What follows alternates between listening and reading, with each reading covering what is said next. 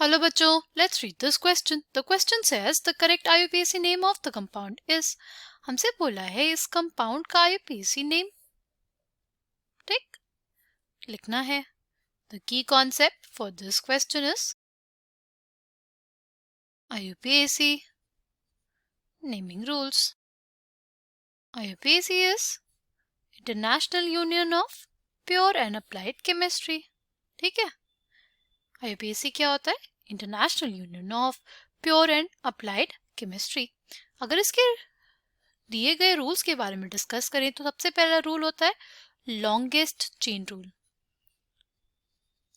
अगर हमारे पास कोई भी ऑर्गेनिक कंपाउंड है, उसकी नेमिंग का फर्स्ट स्टेप है उस कंपाउंड में लॉन्गेस्ट चेन देखना कि क्या लॉन्गेस्ट चेन प्रेजेंट है इस कंपाउंड में.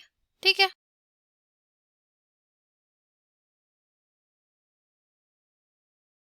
ठीक है.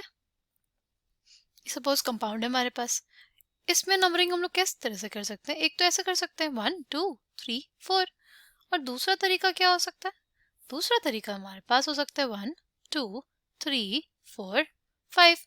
तो कौन सा तरीका सही होगा? हमारे पास सही तरीका होगा ये वाला जिसमें ज्यादा नंबर ऑफ कार्बन हमारे पास मिले हमको. राइट. लॉन्गेस्ट चेन ढूंढते हैं हम लोग, उसको हम लोग बोलते हैं पेरेंट चेन या प्रिंसिपल चेन. सेकेंड रूल है हमारे पास. सेकेंड रूल है हमारा lowest locant rule.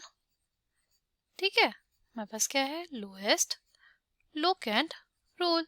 Lowest locant rule क्या कहता है? लोएस्ट लोकेंट रूल ये कहता है कि अगर हमारे पास कोई सब्स्टिट्यूएंट लगा हुआ है, कोई भी अगर सब्स्टिट्यूएंट लगा हुआ है तो सब्स्टिट्यूएंट को हम लोग को प्रायोरिटी देनी होगी और उसको लीस्ट नंबर देना होगा वाइल नंबरिंग. अगर हम लोग लेफ्ट से नंबरिंग करें तो हमारे पास ये आएगी, और अगर राइट से नंबरिंग करें तो हमारे पास कुछ ऐसी नंबरिंग आएगी. कौन सी करेक्ट होगी? वो वाली करेक्ट होगी जिसमें हमारे जो सब्स्टिट्यूएंट है CL उसको लीस्ट नंबर मिले. किस साइड से मिल रहा है? हमारे लेफ्ट हैंड साइड से, इसलिए वो करेक्ट हो जाएगा. ठीक. फिर आता है हमारे पास फंक्शनल ग्रुप प्रायोरिटी.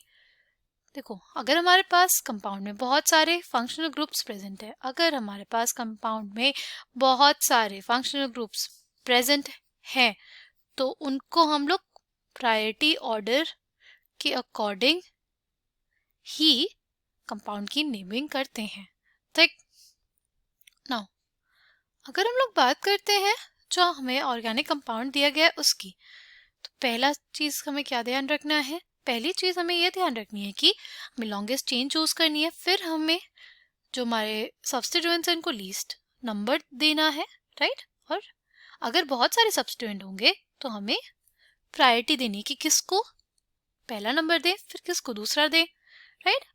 अगर basic structure of IUPAC name की बात करें तो हमारे पास कुछ ऐसा होता है कि सबसे पहले हमारे पास आता है प्रीफिक्स, फिर आता है हमारे पास रूट वर्ड, फिर हमारे पास आता है प्राइमरी सफिक्स, और एंड में हमारे पास आता है सेकेंडरी सफिक्स. ओके. जो हमारा प्रीफिक्स होता है, प्रीफिक्स में क्या आएगा? प्रीफिक्स में जैसे हम लोग बताते हैं कि कोई किसी पोजीशन पे हमारे पास कोई सब्स्टिट्यूएंट लगा हो. राइट. जैसे हमारे मेथिल लगा हो या इवन हमारे जो हैलोजेंस होते हैं वो लगे, उसके बारे में बताते हैं, तो वो किस पार्ट में आता है? हमारे प्रीफिक्स में. फिर रूट वर्ड में क्या आएगा? रूट वर्ड में ना हमारे पास होता है मेथ एथ, जो हमारे पास इंडिकेट करता है कि कितने नंबर ऑफ कार्बन प्रेजेंट है. ठीक. फिर नेक्स्ट अगर बात करें, नेक्स्ट है हमारे पास प्राइमरी सफिक्स. प्राइमरी सफिक्स हमें बताता है अबाउट द सैचुरेशन और unsaturation present in the compound. ठीक है. प्राइमरी सफिक्स हमें क्या बताता है? हमें बताता है अनसैचुरेशन और saturation present in an compound. ठीक. किसी कंपाउंड में अनसैचुरेशन या अनसैचुरेशन के बारे में कौन बताता है? प्राइमरी सफिक्स बताता है. ठीक है. जैसे अगर एल्कीन होती है, राइट, तो ईन आता है. यही हमारा क्या है? हमारे पास है प्राइमरी सफिक्स। अगर एल्केन होता है तो क्या आता है? एल्केन होता है तो हमारे पास ANE लगता है। जैसे मीथेन, मीथेन का मतलब एक एल्केन है जिसमें एक कार्बन है, ठीक। और अगर हम लोग बात करें सेकेंडरी सफिक्स की, तो सेकेंडरी सफिक्स में हमारे पास होता है, जैसे अगर कार्बोक्सिलिक एसिड ग्रुप होता है तो हम लोग उसके लिए ओइक एसिड यूज करते हैं, या हमारे पास एल्डिहाइड होता है उसके लिए अल यूज करते हैं, राइट। जैसे हमारे पास अल्कोहल होता है उसके OL यूज करते हैं। तो ये हमारे पास क्या है? Secondary suffix. Okay, I hope आपको ये बात समझ में आई हो। अब अगर हम लोग बात करें जो कंपाउंड हमें दिया गया उसकी, लेट्स सी क्या होगा इस कंपाउंड के लिए हमारे पास IUPAC नेम। ओके, इसको किधर से नंबरिंग की जा सकती है? इसको इधर से की जा सकती है, 1 2 3 4 5 6 7 8 9, राइट। या इसको इधर से भी किया जा सकता है नंबरिंग, राइट। 1 2 3 4 5 6 7 8 9, राइट। अब कौन सी नंबरिंग करेक्ट होगी? देखो, इन दोनों नंबरिंग में से करेक्ट हमारे पास जो नंबरिंग होगी वो होगी फ्रॉम द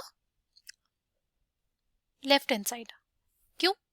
क्यों वो करेक्ट होगी? वो इसलिए करेक्ट होगी ना, देखो यहाँ पे जो एल्कीन है, राइट, एल्कीन को लीस्ट नंबर किसकी वजह से मिला है? जो हमने लेफ्ट साइड से नंबरिंग की उसकी वजह से।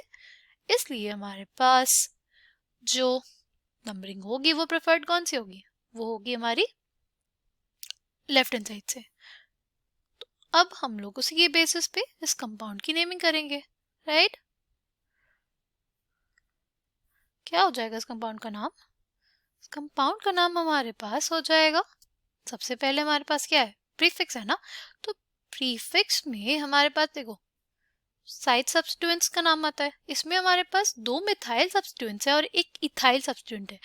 अगर हमारे पास 2 या 2 से ज्यादा सब्स्टिट्यूएंट होते हैं तो हम लोग उनका नाम लिखते हैं अकॉर्डिंग टू अल्फाबेटिकल ऑर्डर। जैसे एथिल और मेथिल है, ई पहले आता है इसलिए पहले हम लोग ई लिखेंगे, राइट। हम लिखेंगे 5 एथिल, ठीक। फिर क्या लिखेंगे? फिर लगेंगे 3 and 6, 3 6 dimethyl, 3 6 dimethyl. फिर लिखेंगे अपना root word which is non. फिर लिखेंगे अल्कीन के बारे में, नॉन 3 इन, राइट। क्या हो जाएगा? नॉन 3 इन, क्योंकि थर्ड पोजीशन पे अल्कीन प्रेजेंट है। इन क्या है हमारा? इन है हमारा प्राइमरी सफिक्स, ठीक है। आई होप आपको ये बात समझ में आई हो। Coming back to the question, correct answer for this question will be option 1. I hope you understood it well. Thank you and all the best.